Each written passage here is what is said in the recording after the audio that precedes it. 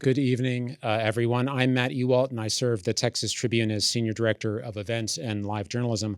Welcome to those joining us in person here in San Antonio and from around the state for our program this evening titled Texas's Voucher Program, How It Works and How to Apply. Last year, the Texas legislature passed Senate Bill 2, providing $1 billion in funding to create Texas Education Freedom Accounts, a voucher program allowing families to apply for private school tuition, tutoring, or homeschool expenses. Applications for the 2026-2027 school year are open now through March 17th. And from the numbers we know already to date, we know that demand for this limited funding is expected to be high. Our program tonight is for any and all Texas families interested in learning more about who may be eligible, how the program works, how to apply, and key considerations for families deciding whether to participate. We will begin tonight with a conversation with Travis Pillow, spokesperson for Texas Education Freedom Accounts, to learn more about the program itself. And then we will learn from several San Antonio and Texas school officials about the application process and some of the questions they're receiving from families interested in the program. So our program will run approximately an hour, and we will have time for a brief Q&A. To get to as many questions as possible, you can submit questions through our Q&A portal at texastribune.org/ask. You will also find a QR code on your program for those who are here with us in the studio. We do want to thank our host, Texas Public Radio. For the many folks joining virtually from both San Antonio and around the state, this really is a beautiful event space here in downtown San Antonio. We also want to thank our media partner, the San Antonio Report. They will be hosting the 11th Annual San Antonio Regional Education Forum on March 31st. The title for this year's event is The New Normal: How Student-Centered Funding is Changing the Education Landscape. And you can learn more about this event at sanantonioreport.org. I also want to thank those around the state who make the journalism of the Tribune, including events like this, possible by becoming Texas Tribune members. To learn more, or if you'd like to support the work of the Tribune, you can visit texastribune.org/support. So let's get started with tonight's program. As I mentioned, we begin with a conversation with Travis Pillow, spokesperson for Texas Education Freedom Accounts. We'll learn more about Travis's work in conversation with moderator for tonight, the Tribune's editor-in-chief, Matthew Watkins. With that, I thank our audience, both in person and online, and turn the program over to Matthew. All right, thanks, Matt, and thank you, Travis, for being here. Thank you for the opportunity. All right, so the Texas Education Freedom Accounts have been a dominant issue in Texas politics for years, really. A lot of debate, dating back to multiple legislative sessions. These measures passed last legislative session. The debate is over, and these are now going into account. We are in the application period for parents to gain access to this. This is a period that has been, run by your agency, your organization. I know you've been very involved in it. So what I'm going to do first and foremost is just sort of hand it over to you to give us your spiel of what do parents need to know in order to apply for these accounts. Well, thank you, and thank you for the opportunity to share. So far, we launched applications on February 4th, and we have seen more demand for this program than any new year one school choice program in the nation's history. Perhaps that's to be expected. Everything's bigger in Texas, but as we sit here today, we've got more than 2,000 schools signed up to participate and more than 115,000 students who have applied to participate. You mentioned a little bit that this has been a long-running debate. The push for school choice in Texas really started in the 1990s, and so there are episodes of Seinfeld that are newer than the push for school choice in Texas, and now that it's finally here, we do have the opportunity to look across the national landscape and look at the 20 other states that have launched programs like this.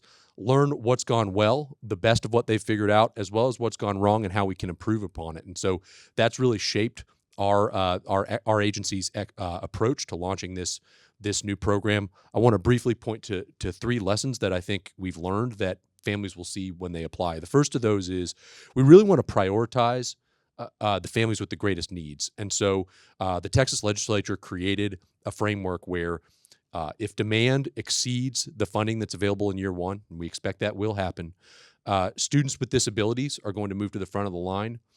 Low-income students and middle-income students will then be prioritized. And so what that really is going to do is it's going to ensure that in year one of the program, when funding is limited, that limited funding goes to the students who most need new opportunities. The second thing that we've learned is that we want to give families time. So a lot of times when a new program launches, you get this day one kind of Taylor Swift ticket sort of experience where people are surging onto the website, potentially crashing the servers, overwhelming with demand. We want to give people time to where there's plenty of time for that parent of a child who needs to get an IEP from their local school district, or that single parent who needs to line up childcare, that they have time to apply and to participate. And so this program is not first come, first serve. We did see that really big day one surge in demand, over 42,000 applications submitted on day one. But we want to encourage families that you have until March 17th to get your application in, gather all your documents. And so we really wanted to create a process that was going to be accommodating. And then I think the third lesson is that we really want to provide a user-friendly experience for families. So our ultimate boss, Comptroller Hancock, he comes from the world of private business, and he has really encouraged us to think about this program in a customer-centric way. The parent is a customer. How do we give them a great experience? And so when families apply for this program, they're really going to need 3 documents. First of all, a Texas state ID to prove their residency, a federal tax return that will prove their income, and then if their child has a disability, you're going to want to have documentation of your child's disability. They're all alternatives. You can learn about that at educationfreedom.texas.gov. But we've created sort of a mobile-friendly application where parents can apply on their mobile phone. It usually takes within minutes, and then we're able to verify families' information automatically in many cases. And so we are actually one of the first states that does not have an income tax, but that needed to verify income. We do that with the federal tax return. And the goal there is how can we innovate and make this program as easy for families to use and access as possible. That's part of how we expand opportunities for as many students as we can. Okay, very good. So you mentioned 115,000 students who have already applied. Matt mentioned at the top that there's $1 billion in funding for this program. I would say maybe typical amount for an account will be like a little bit over $10,000, though of course I know that there's a difference if you're homeschooling or children with disabilities have access to more money on that. But what that suggests to me is that we already have a situation, not surprisingly, where supply will be outpaced by demand, which means that the prioritization system that you kind of mentioned will come into effect. Can you help us understand what that prioritization system is? Like, how will it be determined, who's going to get access to these accounts? So at the front of the line are students with disabilities whose household makes less than 500% of the federal poverty level. And so that's about $165,000 a year for a family of 4. If you're in that income bracket and your child has a disability, those are the first priority. Those students also may qualify for additional funding if they have an active IEP on file with the state. They can potentially receive up to $30,000. The goal there is to give those families additional funding to procure additional services. So maybe you're paying your school tuition with your Education Freedom account, but then you also need some speech therapy, occupational therapy, tutoring, other special education services to be successful. So we give those families enhanced funding. The second priority is going to be low-income students, and so that's those earning 200% of the federal poverty level or less. That's about $66,000 a year for a family of 4. Those families are the second priority group. And then the third priority group is those middle-income families making less than 500% of the federal poverty level. And then after that, it's open to all families, regardless of income, but we prioritize students who previously had attended a public school. And so part of the goal there is, frankly, you have seen headlines from other states where a lot of the participants in these year one programs are people who are already in a private school, or people who have had, just there's limited funding available, and some of the people who need new opportunities the most get denied that opportunity. What we want to do is put those people who need new opportunities at the front of the line. Do you know the breakdown of who has been applying so far? So from an income standpoint, we really are seeing a pretty broad diversity where it roughly breaks down about one third. About one third of families who have applied so far are in that low income category. About one third are in that middle income category between 200 and 500% of federal poverty level, and then about one third are in that higher income group. And then it's essentially a lottery, right? If for the people who will find out, especially for the higher income folks, to find out whether they made it in or not. When should parents expect to find out whether, their child will receive an account? So we're going to start notifying families in April. Basically, we're going to conduct a lottery where we'll fund that first priority group and then work our way through to make sure that we're allocating funding to the highest priority students. And then families will have an opportunity to select and confirm their enrollment in a participating private school. That's going to happen in that sort of May, June, July timeframe as we start to really get excited for the where this program really starts to take effect, and that's when kids go back to school in August. And that leads to my next question, which is essentially, my understanding is you do not need to have designated which school you will be attending in order to apply or be accepted into the program. How then does that work for parents, from step one to step two there? Yeah, so and that's a really good point, because I mentioned earlier we have over 2,000 schools participating, but that number is growing every day. We've got more schools getting added to the program, and certainly we want families to, as the selection grows, we want families to have access to that full range of available options. And so we have a user-friendly platform. We've partnered with a company called Odyssey, where families will be able to log in, and if you are receiving funding for this school year, you will be able to select the school that you would like your child to attend. It's important to note, first of all, that you can start selecting schools now, right when you apply. You don't have to at this point. That will have to be complete by July. But also that families.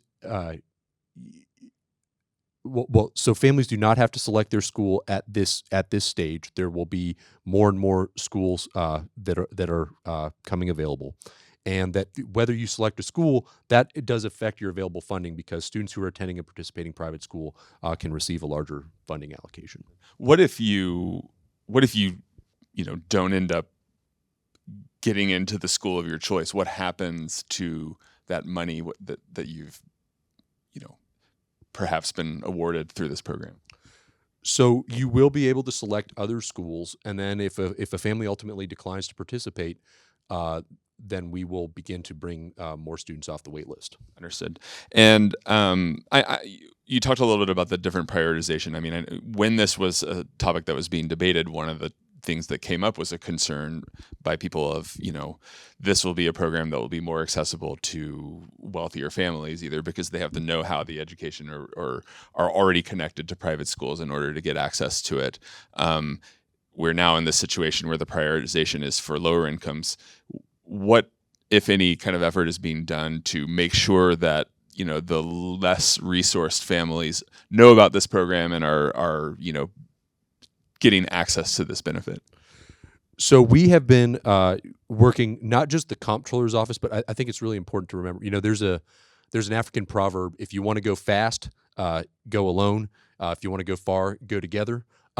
We have been going fast. The comptroller likes to say we're moving at the speed of business to get this program launched in year one, but we've been really reliant on partners across the state who are, there's great organizations in cities across Texas who have been helping us to hold events around the state where families can apply, fill out their application, where we're raising awareness. We've been running targeted advertising and outreach campaigns. We really want to make sure that there's broad awareness of this opportunity. And one of the things that Texas has really been blessed with is a great ecosystem of organizations across the state who are assisting in that effort to raise awareness, and then to also communicate to our office, when families are having challenges getting documentation for their child's IEP, or when there's confusion about making sure that you need to apply for your child's school separately from applying for the program itself, helping identify those issues families are running into, communicating them to our office so that we can meet the needs of as many families as possible. I also want to ask, when the rules were being set by your office in terms of schools that can enroll, who gets what money and everything, one of the big topics that came up was pre-Ks, right? And I think that was an area that was maybe less discussed in the conversation around the bill, but I think has been a benefit and opportunity that has surprised some people, is that, if you are sending your kid to certain pre-Ks around the state, and your child is eligible in a certain way, you might be able to use this funding to pay for that. Can you explain how that can be used and how kind of pre-K factors into this program? Yeah, so you're right that has been sort of a sleeper issue. So basically, students across Texas, pre-K through 12, are eligible to participate in the program. But in order to participate for a pre-K student, you must meet the eligibility criteria for the state's pre-K programs. Those criteria tend to be more specific than the broad eligibility for K through 12 students. And so we want to make sure that families are aware that you have to meet specific conditions, such as being from a different language background, or meeting income requirements that would qualify you for pre-K services in order to participate in this program. But if your school is accredited by the state, or is participating in is a highly rated Texas Rising Star provider, you can enroll through this program for a child in pre-K and receive a full funding allotment. Sounds good. What else do parents need to know about this? As let's see, it's the 19th. We're a little bit less than a month away from the deadline. What else do you want parents to know about this process, the program, anything like that? So everything you need is at educationfreedom.texas.gov. Apply by March 17th. And I mentioned it earlier, but we really want to drive this home, that the time that you submit your application has no bearing on your child's eligibility. We're going to work through the prioritization framework that prioritizes student with disabilities and then works by family income, and it allocates the available funding through a lottery process. So there is no first come, first served.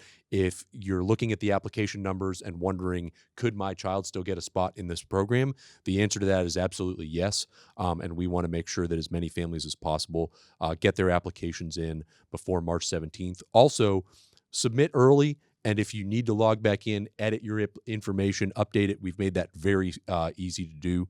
So we would just encourage families, log on educationfreedom.gov and apply. How long does it take to fill out an application? So some of that's going to depend on what your documentation is, but we've heard a lot of reports that it can be 15 minutes or less, and you can do it right on your mobile phone. Excellent. Travis, thank you for walking us through this process. We will now bring up our group of school leaders, and Matt will introduce them. Thank you, Travis. Thank you for the opportunity. Go to the next part of our program. Just wanted to make a couple announcements here, including a couple Tribune events that'll be happening next week and the week following related to the upcoming primary. On February 24th, our podcast, Tribcast, will be hosting a preview of the primary. Matthew and our law and politics reporter, Eleanor Klibanoff, will be hosting a panel for discussion of where the state's most consequential races stand and where their outcomes, what their outcomes could mean for Texas. And then on March 4th, following the primary, we'll break down the results. That's Eleanor leading a panel of experts, including some surprises that we'll announce soon. So we are moving into the next panel, which includes a number of school officials. So let me very quickly introduce our panel. This includes Stephanie Gray, owner of Books and Bibs Childcare and Learning Academy, April Halfrish, principal at St. Matthew Catholic School, Jennifer Sisk, principal at Holy Name Catholic School, and Jennifer Allman, executive director for the Texas Catholic Conference of Bishops. A reminder that you'll be able to submit questions at texastribune.org/ask, and we'll get to questions following this conversation. And with that, I turn the program over to Matthew. All right, thank you, Matt, and thank you all for being here and participating in this conversation. Jennifer Allman, I want to start with you because I know the Texas Catholic Conference of Bishops has been supportive of this for a long time. I'm sure there's a lot of excitement from y'all that this is actually happening. I know that there's, we are in San Antonio as we record this. There are 40 something Catholic schools in the city. Maybe I have my numbers wrong. You can correct me. 35. Okay, 35 excellent. in San Antonio. Even more all across the state. Tell me a little bit about just what do you think this will mean for Catholic schools in Texas now that this program is in place? I think it's going to be a phenomenal opportunity for families who didn't perceive Catholic education as accessible to find out that it is. We've always had financial assistance available to families, but sometimes families are nervous to apply for that, but they're much more comfortable with a program like this. And so what we're seeing is a lot of the families in the pews who are in our Sunday school programs are now saying, okay, now I think I'm ready and can take the next leap to enter into Catholic education. We have 225 Catholic schools participating in the program across the state, which is 99% of our schools. We just have 4 schools out of the entire state who are waiting a little bit to figure out how it's going to work within their school environment. So we're very excited. And in particular, it was a major priority of the bishops throughout the legislative process that this bill prioritized the poor and vulnerable, because that's our teaching. And we've always tried to make sure that our schools prioritize having spaces available for the poor and vulnerable. And this helps us to do that even more. Excellent. Okay, so I want to talk a little bit, we have 3 leaders of schools up here on the stage, and I want to hear a little bit about what this is expected to mean, on the ground for those schools. April, you are right here next to me, so I will start with you. First of all, just tell us a little bit about St. Matthew's, your school. Who are you serving? What grades are you teaching? Those types of details. Yes, thank you for having me this evening. I am blessed to have 3-year-olds all the way up through 14-year-old students at our school. So we service pre-K 3 through 8th grade students. At our campus in particular, we are blessed with 630 students on our campus. So we are a very large community. We're in a very sweet spot in San Antonio, I'll say, right along I-10 and close to 410, even close to 1604. So Medical Center, USAA, Valero. So we have a lot of families who will commute in for work purposes, and they found St. Matthew, and it's been a home for many of our families. We're blessed with a strong faith community, a very strong parish, and we're very excited for this opportunity for these families who they sacrifice, whether it's bringing their kids in each day or so we're excited for our current families, but also for the opportunities of maybe some of our parishioners and even people who, again, thought that Catholic education wasn't attainable for their children before. Well, let's talk about that. I mean, I would imagine for most of your students, it'll be who receive the benefit, it'll be the 10,000 amount. How does that compare to tuition? What is that going to actually mean for, parents' ability to pay for the school? Correct.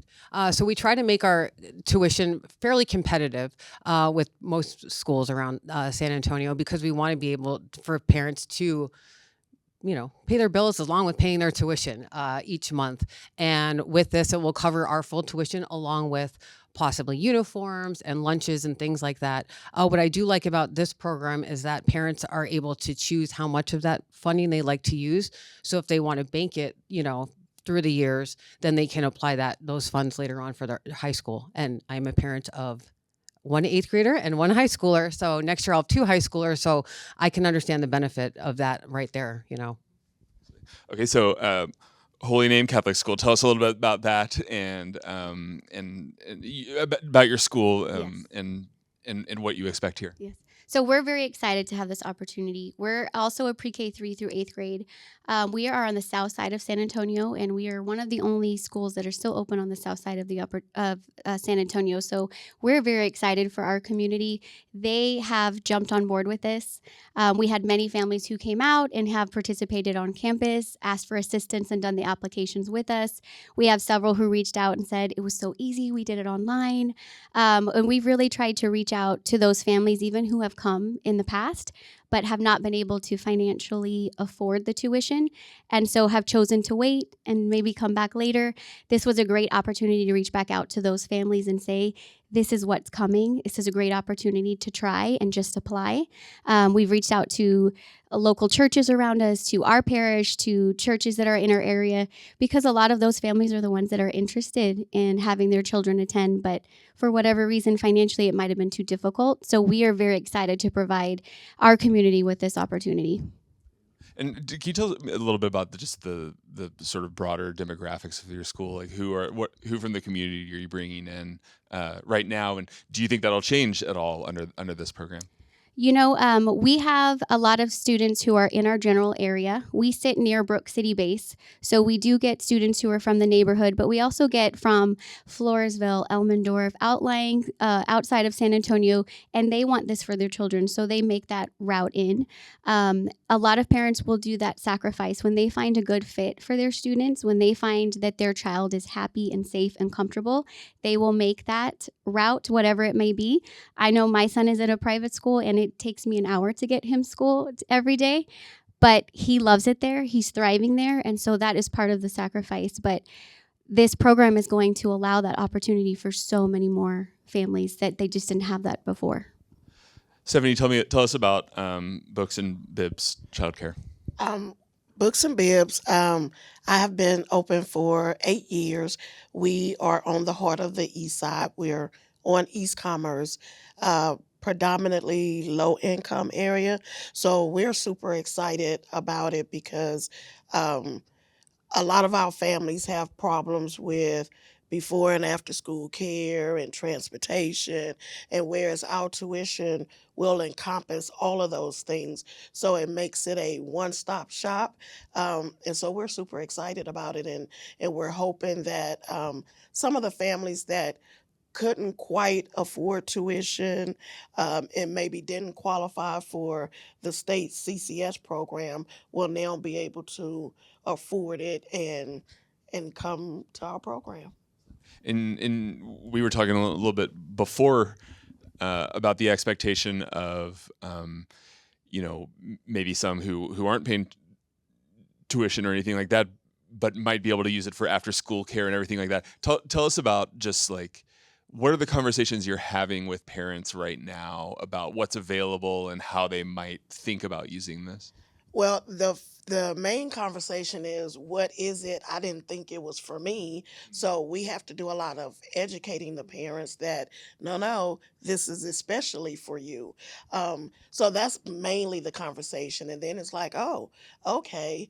And then we can let them know all the things that it include, even uniforms and your kid, you're not having to worry about going to get your kid after school and worried about who's going to keep them, who's going to watch them, because they can't afford the tuition. So the conversation is mainly educating them and then getting them excited about us being a one-stop shop.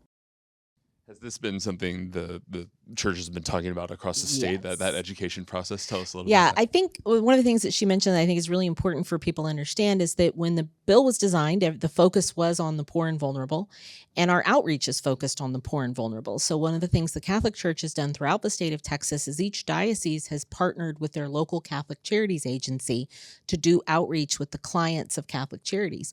One of the things we see is very frequent among our low-income clients at Catholic Charities is they might move homes, move apartment complexes every 6 months, because when their lease is up, they save $200 per month by moving and get 30 days free. And if their child's in a public school, then they're changing public schools sometimes every 6 months.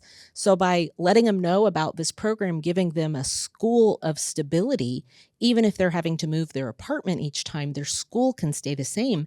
That is transformational for helping people get out of generational poverty. And so we're really looking at this as, yes, an opportunity to provide access to Catholic education, but more importantly for a lot of our poor and vulnerable in the community, it's providing them access out of generational poverty. And we have a great deal of hope that that will be the reality for a lot of families.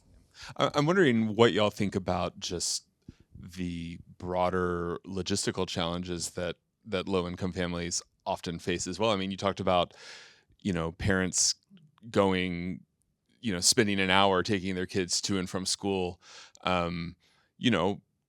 Tuition can obviously be a big barrier for low-income parents to send their kids to a private school, but things like, the public school is close to where I live. There's a school bus that picks them up and takes them home every day. Some of those other challenges. I mean, have y'all thought about, like, are there concerns about other things like that affecting access? And are there things that the schools can be doing to try to address those needs and concerns as well?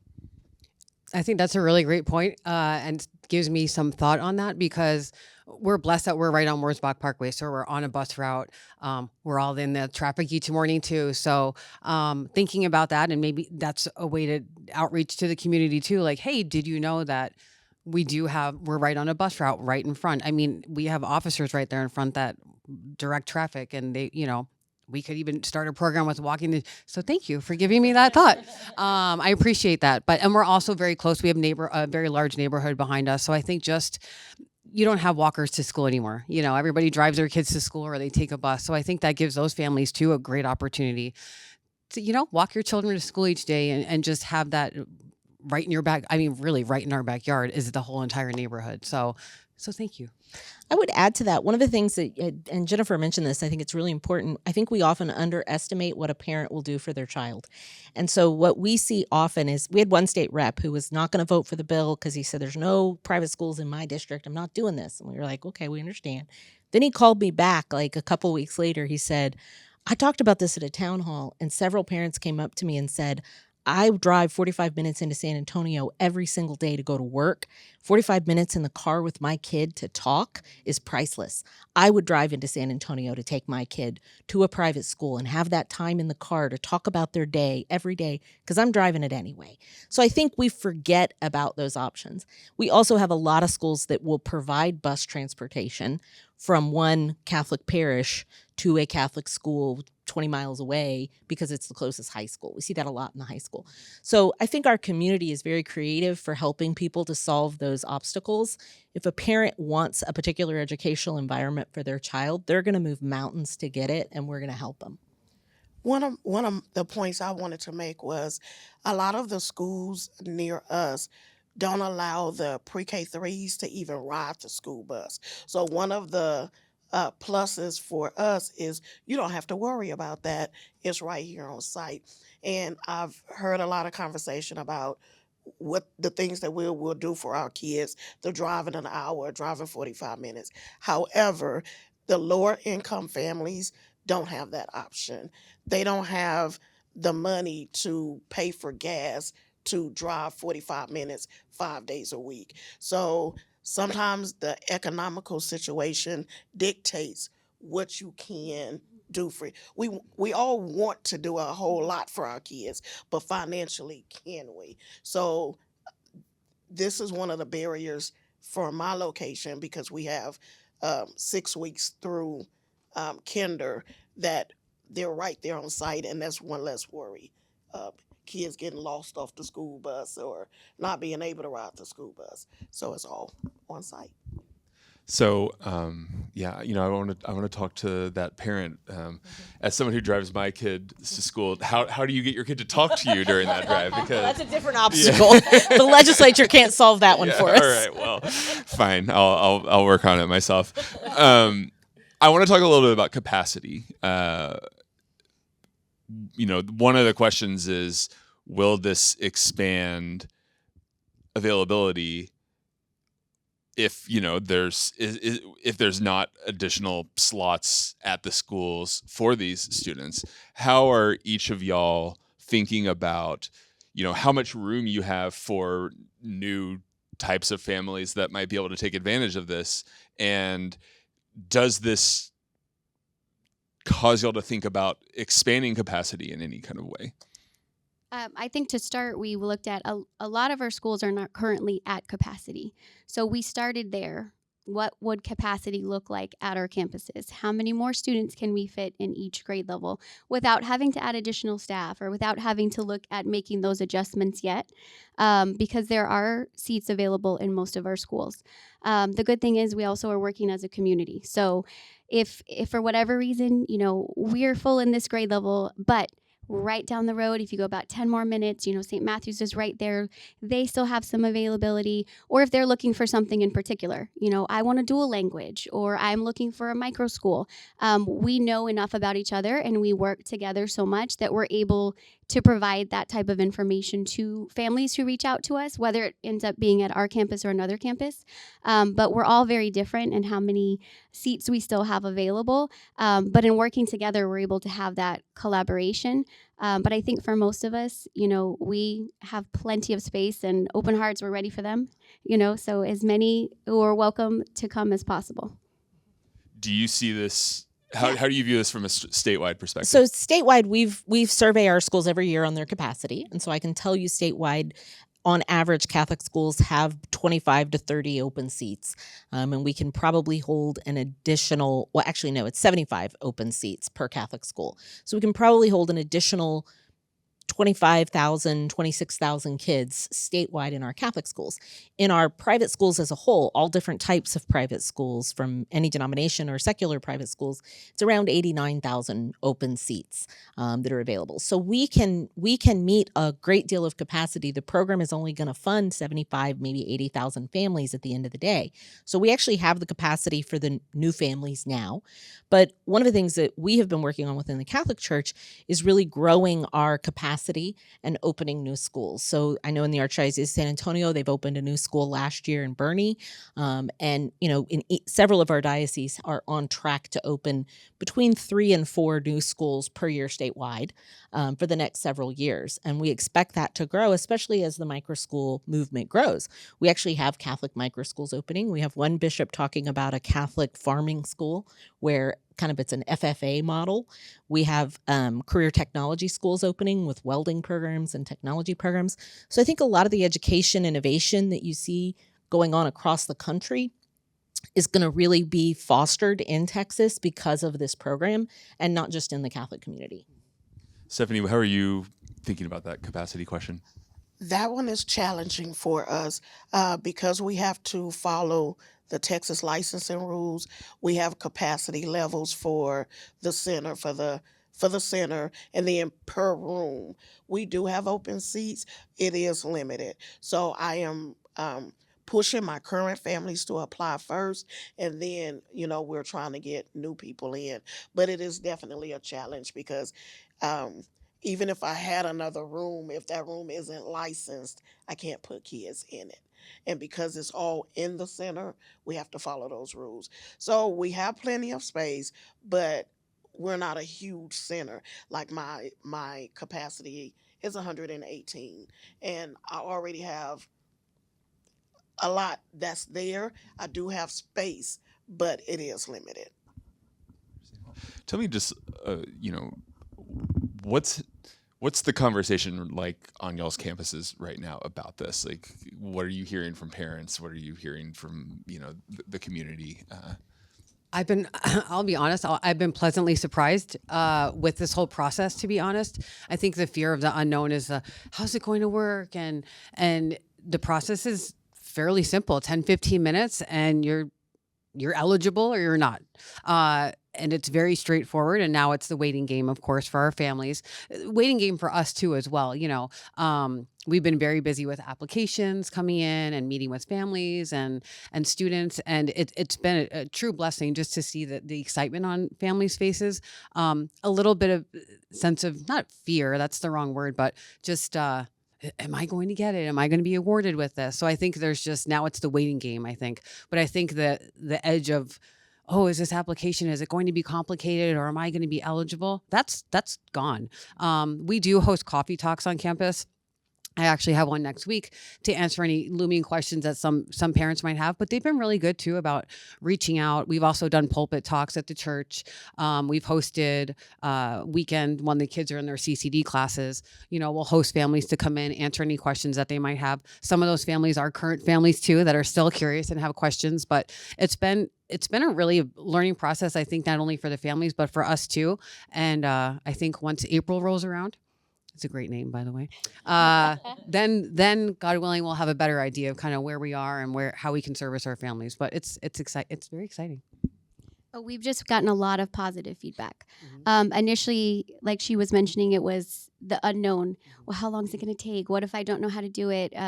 So we tried to do as many opportunities as possible for families to come in, right, at every campus if you need help or you just want somebody to do it with you. But that was a great opportunity for us, too, to actually see the process and what it looks like.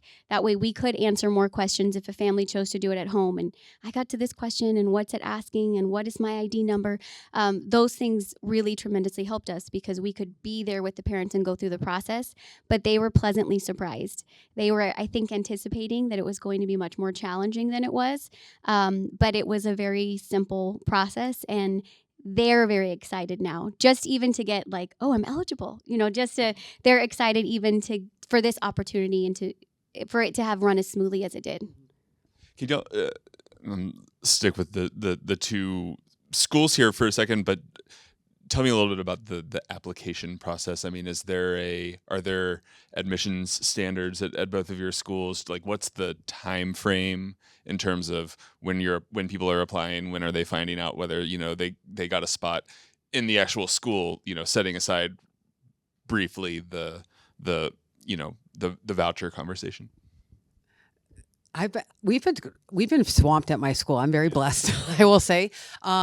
So really for us, it's, reaching out to families, signing up to come in for, at the end of the day, we want to make sure that we're not only the best school for you, but also for your family.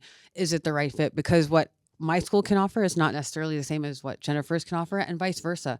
And that's what's so wonderful about having 35 Catholic schools within the Archdiocese of San Antonio, is that there are so many options. I interviewed a family today and I said, why is it that you want to come here? And they said, because we want larger class sizes for our kids. When a lot of times you might hear the opposite.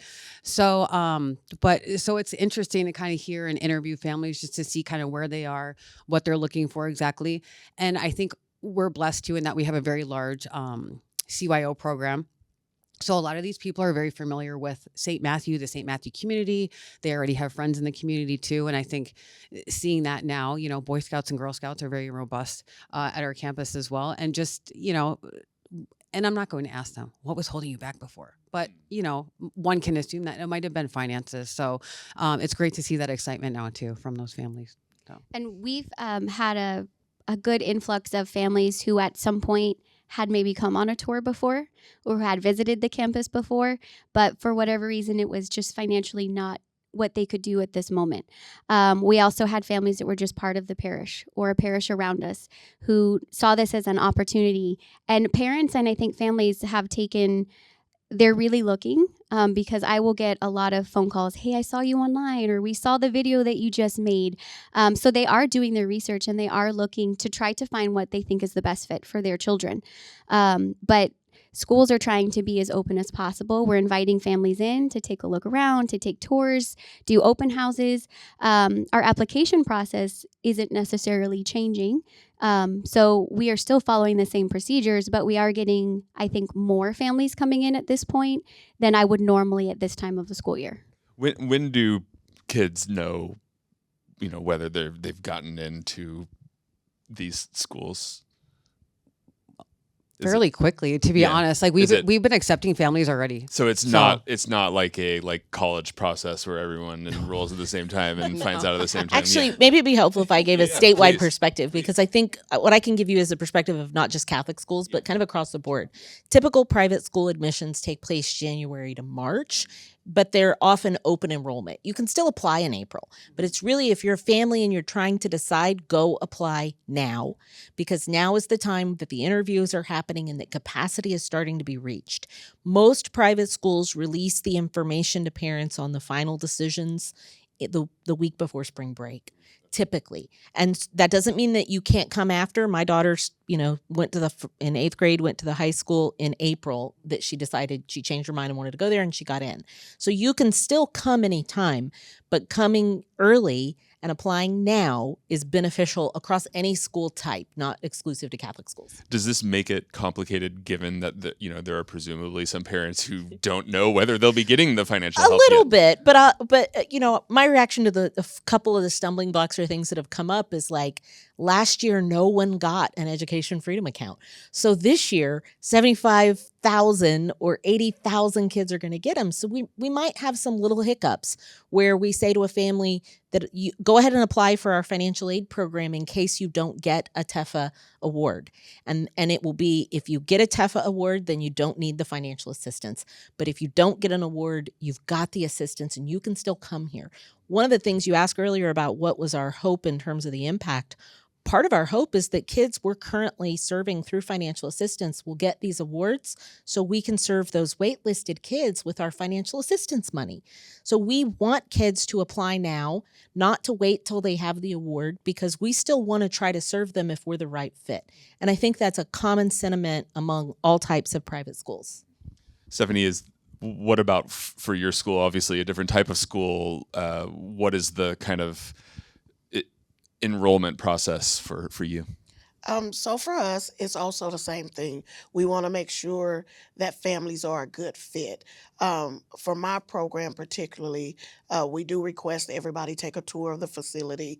They learn about our program. I then do a parent orientation with each family to let them know our expectations for families and children. And not everybody is a good fit, even though people think, oh, it's childcare, anybody can go. For my program, no. We want to have the right fit for the family and also for the center. So it's a little bit of a process, but it's fairly quick. But those are the steps that have to be taken. It's just not a free for all. Let's go. Jennifer, I want to ask you about special education, right? An area that is prioritized in this program, an area that can lead to a larger amount of money in the account. Also, an area that a lot of critics or opponents of this measure brought up out of a concern of the you heard the sort of refrain, the public schools, serve who comes, the private schools get to pick who they serve. What are the special education offerings, and what should a parent of a child with those needs be thinking about in this process? Yeah, I'm happy to cover that. Actually, statistically, Catholic schools and private schools in general serve a higher percentage of special ed students than public schools. Most people aren't aware of that. About 12 to 14% of the student body at a private school are special needs students, and it's about 10% at the public school. However, the types of special needs that private schools are able to work with are more like your dyslexia, your ADHD, dysgraphia, a little bit more on the specific learning disability type. But we have students in our schools with, orthopedic legs, prosthetic legs. We have deaf-blind schools throughout the state. There's a Catholic school in Tyler that called me yesterday working for 3 of their kids that are deaf-blind. And so you'd be surprised how many specialized school options are available. There's 60 schools statewide that exclusively serve special needs, including those very high-end special needs students. And so I think the most important thing for a special needs family is to make sure that the school that they are selecting, whether it's public, private, or charter, or a homeschool option, can work with the particular need their child has. And it's very important to us that we don't overpromise. So we have to be honest with a family and say, here's your IEP. We can meet 4 of the 6 accommodations. We cannot meet these 2. And sometimes parents will say, I want to go here anyway. And we'll say, it's not fair for us to do that to your child. Or we'll say, okay, let's get in an outside. And that's why this EFA, this Freedom Account, is so beneficial. Because if we say to them, we can't do speech therapy because we don't have a speech therapist, but with your EFA, you can bring in your speech therapist onto our campus and then our school is now an option when it wasn't before. And so it really opens up our ability to grow that 10 to 12%, 14% to 15 to 16%, and families to build the educational option for their child in the environment they want, not just assume I'm going to go where I'm zoned because that's the best environment. Because for a special ed kid, the school they're zoned to is not necessarily the best environment. For some of them, it's phenomenal and it is the best environment. But the whole point of this program is it's the parents' decision what is best for their child, and now they have the freedom to make it. I'm listening to you talk. I think one thing we're all going to need to figure out is what is our shorthand for these programs, right? I was with Travis, I was calling it a TIFA. I heard you call it a TEFA. I call it a EFA. TEFA. I can tell you it's easier to say TEFA and doesn't confuse people with other things. All right. Fair enough. I will keep that in mind. I mean, one of the, as you have mentioned, the Catholic Church was a big advocate for this program. It is clear that, again, demand is outpacing supply. What are you thinking about the future of this? Do you expect to be advocating for an expansion of this program? Absolutely. I mean, that was when we were working on the bill. That's exactly why we put into the bill that the comptroller would have to request funding for the full wait list in his next legislative appropriation request. So if we end up with 100,000 kids on a wait list, then he should request funding for all of those kids. And what we've seen, and people ask me, I've had parents say, well, what if the legislature changes their mind next session? The reality is school choice across the country, the beauty of going 35th is that we've learned a lot from those 34. And there's only one state that changed their mind, and it's because their bill had a sunset date, not because the legislature proactively voted to stop it. It's because the bill started with a sunset date. So it's very different for legislators to take a vote on an unknown policy in Texas and vote for school choice. So we have a lot of legislators who voted no on the bill, who since then have come to me and said, I'm shocked how many of my constituents want this. I'm going to have to vote to support it next time. So I don't think we'll have an obstacle in funding that wait list, because once the demand is created and representatives want to vote their district, when they see the number of parents who want this in their district, they should vote their district. I mean, there is a segment of people, people who advocate for public education who are going to be worried when they hear you say that. A worry of this is money that could be going to the public schools. What do you say to that? Well, the bishops supported House Bill 2. I mean, we strongly supported the increase in public education. And you heard me say earlier that the most important thing is that the parent is choosing the best educational environment, public, charter, private, homeschool, that we trust our parents to make those decisions. And we have a responsibility as a state to make sure all of those options are well funded and available. And I think we will be advocating for that funding for public schools again next session, because it's not a zero-sum game. We want to fund every educational opportunity and environment for the children of Texas, because that's the future of Texas and our economy. So there's sound reasons that supporters of school choice should also be supporters of our public schools. April, you and I were talking beforehand about just the advice you're giving to the parents about how to use this program. I mean, one thing that we may not have touched on is you get these funds, you use it for schools like your own, which the tuition is not as high as the amount that is rewarded. There is then some that is unspent, which banks, right? It continues to say. So what are you tell our audience what you're telling parents about kind of how to think of that going forward? If I look at my sister, I'll say, if she were given $10,000 to spend for her children's education, I think she would be lost in a way, because she's never sent her children to Catholic school or private school. She just hasn't had that, choice before. She's unfortunately not in Texas or a state that offers something like this. I think it's important to educate people that maybe are not financially used to having those kinds of funds available for spending, because uniforms, that's a cost that you think about your children's lunches. If you have a growing boy, your lunches are going to add up quickly. So I think just kind of talking with them, educating them, and really just having conversations and being kind of frank with them, I think will help them kind of through the process too, because for us too, it's a learning where oh, you have your tuition payment plans that you set up, and parents just, it comes out of your bank account every month. Well, this is going to be a little different the way it's funded. So I think that's another way too that we need to, as leaders, educate these families on how to kind of use these funds and use it wisely too, because you don't want your child to use it on lunches, Yeah, chocolate milk. Exactly. And I think too, to look long term, right? So Yes. most of our schools are under that $10,000 range. So being able to kind of bank those funds, they can think about, I might have a second grader now or a fourth grader now, but if have a little bit left every year, by the time, if I do choose to go to a Catholic high school and I know that my tuition might be higher, I don't have to then worry about, do I need to look somewhere else because the tuition's going to be a little bit higher, because I have been able to bank some of those funds and hopefully theoretically even pay, once they get to high school, be able to continue in a Catholic school if that's what they choose. And I would add to that, some of our schools, we've been encouraging our schools, for especially the lower income families, to meet with them and ask them, how much of your account do you intend to use for tuition? Do you still need financial aid in order to save your account money for uniforms and lunches where we can't give financial aid? So how can we work with you to budget your tuition and not just assume that the entire account goes to the private school? How can we help you to say, let's make sure that you're contributing $1,000 out of your income per year to the $8,000 tuition, and that you're contributing $5,000 out of your award, and that you're saving $2,000 of your award for rollover in case you can't contribute the $1,000.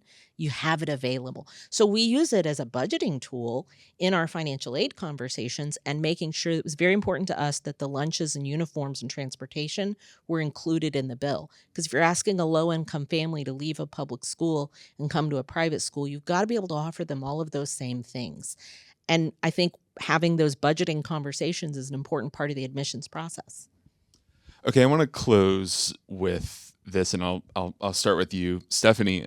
Just what is your pitch to parents to use this, consider going to our school? Like, what do parents need to know about the opportunities that your school will provide them under this program? So my main pitch, and it's mainly to the families that are currently there and are paying out of pocket, is really, wouldn't you like to have zero tuition? And so that right there is like, yes, how do I sign up? So that's my main thing, is because I am in a low income area.